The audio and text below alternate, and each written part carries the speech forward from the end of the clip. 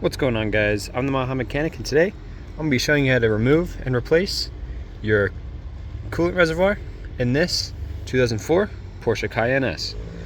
So let's get into it. So I had a small-ish coolant leak that turned into a rather big coolant leak pretty fast. As you can see down here, all the residue from said leak. What the problem with these reservoirs is they like to break at the seams here. Mine is, as you can see here, still holding completely fine, which is why it was kind of hard to diagnose. It is at minimum, but it still has fluid in it above the seam level. Basically what happens is when this gets pressurized, it starts pushing fluid out of the seam. It only does it when it's pressurized, so it won't do it until the car is like nice and warm. So anyway, let's get started with removing this bad boy. To first remove it, I am going to remove this torque rod. It's just a triple square bit here and a 60 millimeter, I believe, on the back side, and same thing on this side, 16 millimeter, and then this will come off. And then unfortunately we have to remove the bracket that it also sits in, which is, as you can see here, one bolt down there, and then if you look in here, see there's another bolt way back in there. You can't really see, but you're gonna have to move this out of the way to get to it back there. But yeah, let's go ahead and get started. So as you can see, I'm also missing the covers that go around pretty much half the way on my car. I mean, I believe in you. They are pretty darn easy to take out. Just some quarter turn fasteners and pull the thing right on up. Let's get this torque rod out with a M12 triple square and a 60 millimeter ratchet. So once you get those two bolts out, torque rod should come out just like this. Set it with those bolts, and now we can remove this bolt that holds this bracket down. So next, as you can see back there, we're gonna have to remove that bolt. Shouldn't be too bad. So it doesn't look like I'll be able to reach it through there. This tube just makes it too much of a hassle. So we're going to remove this headlight and hopefully see if we can reach back up in there. To do that, remove this little plug, and then down in there, let me turn the light on, you can see that bolt. It's going to twist that counterclockwise until the headlight pops out. So it's a 6 millimeter little bolt. So you're going to keep twisting it counterclockwise until, there you go, the headlight is pushed out. Once it's out, we can grab it. Might need to go a little bit more, but once we grab it and wiggle it the rest of the way out. As you can see there's no electrical connectors that you need to be on the background or on the back, and you can see twisting it, twist this little rod that keeps it in place. So the whole unit comes out as one piece, and then we can have easy access to our bolt back there. So after using a couple extensions, we'll be able to get that bolt out, and once you do, this whole bar should just slide right on out. Set this aside. Now we are going to be able to remove the reservoir, just this bolt down here. Before we do, let's try to siphon as much out of the top as we can, just so that we don't end up making a huge mess if we don't have to. So just siphoning some out of the tank here. So it'll take a little while, but it's working. So there are a couple chambers to this tank. As you can see, I got this chamber all the way over here pretty much completely empty. You can see there's some coolant over in that chamber. I'm going to go siphon next. This one's pretty empty. So yeah, I'm going to go over here to where the level sensor reads, and I'm gonna siphon that one off next. I highly recommend you guys just invest in a rubber hose that you can keep around the shop, just because this makes a lot of jobs so much easier. So I was able to get around 2.5 liters out of the reservoir, which I say is pretty good. As you can see in here, all of our reservoirs are as close to empty as I can get it with a rubber siphon tube. So now it's time to start disconnecting our electrical connectors, and all our hoses connecting it.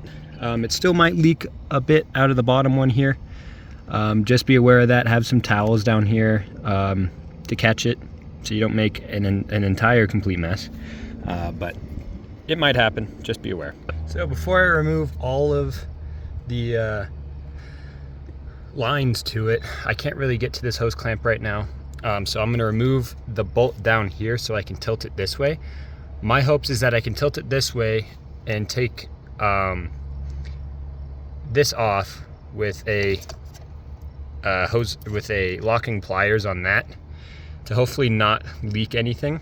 And if this is tilted up, none should leak out of the tank itself. So fingers crossed that's what happens. So yeah, just remove this little Torx screw, and your reservoir should be able to come out. So as you can see, this is what I'm doing. This hose, the overflow hose, that one just pulls straight out of the fender.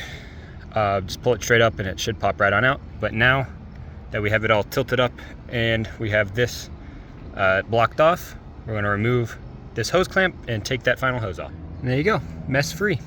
Nothing came out of the tank, nothing came out of this over here. So yeah, we're all good. You can see my coolant leak started over there and started working its way down there. Time to inspect this a little bit. Looks like that's a little crusty and cracked. That's probably not helping me either. So all right, let's get the new unit in there. So when you're installing the new reservoir, make sure you line up this slot here with the slot on your fender arch right here. That's the mechanism that mainly keeps the reservoir tightened down. That bolt keeps it from sliding out of that locking mechanism. But once you have it in there, so like put it in there, push it back, and then put your screw in, and you should be good. So here's our new URO unit. I think I'm going to take the seal from this electrical connector, pop it on that one, and maybe this vent hose, because this one looks a little kinked.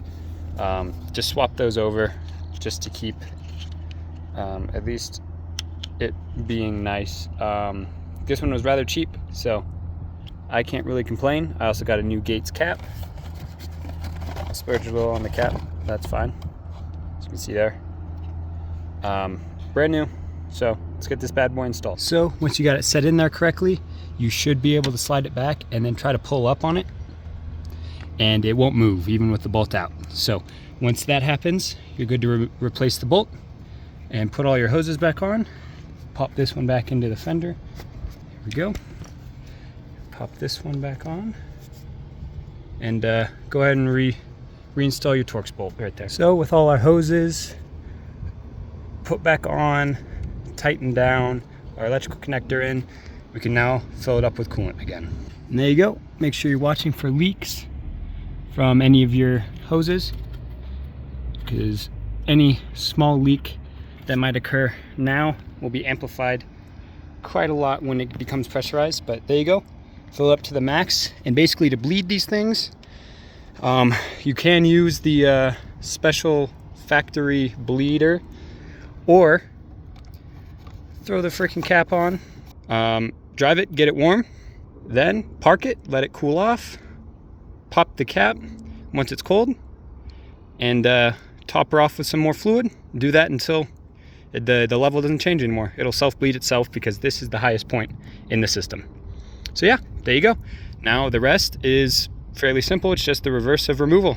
Just put in our bracket here, torque arm, headlight, and we're done. So get everything finger tight first before you put this bolt in. Just so when you get this bolt in, everything is where it should be. Once you got it all finger tight, we can go ahead and reinstall our bolt there. And then get our headlight back in, torque everything back down. So a little mechanic trick to getting bolts in tight places: put a bit of toilet paper or a paper towel in your socket, then put the bolt in it. That way it increases the diameter of the bolt and makes it stick in the socket better, so it won't fall out. So now we can shove it all the way in there and not worry about dropping it. This bolt you're going to want to torque down to 35 foot-pounds, and then the one all the way back in there, that's going to be 45 foot-pounds. These are pretty much just good and tight. I would do around the same 35 foot-pounds to 45 foot-pounds for them. I couldn't really find it out anywhere with a quick search, but once you get those in, you're done. Well, then you have to get the headlight in. Headlight in is pretty simple. There's a little rail and a little fin on the bottom of the headlight. Make sure those line up, push it back, and then just torque it down clockwise, and it'll seal itself up. Go until you hear a click, and then you're good. So, if you found this video informative, please be sure to like on the video, subscribe to the channel for more. And remember, no matter your experience or your skill level, keep on improving.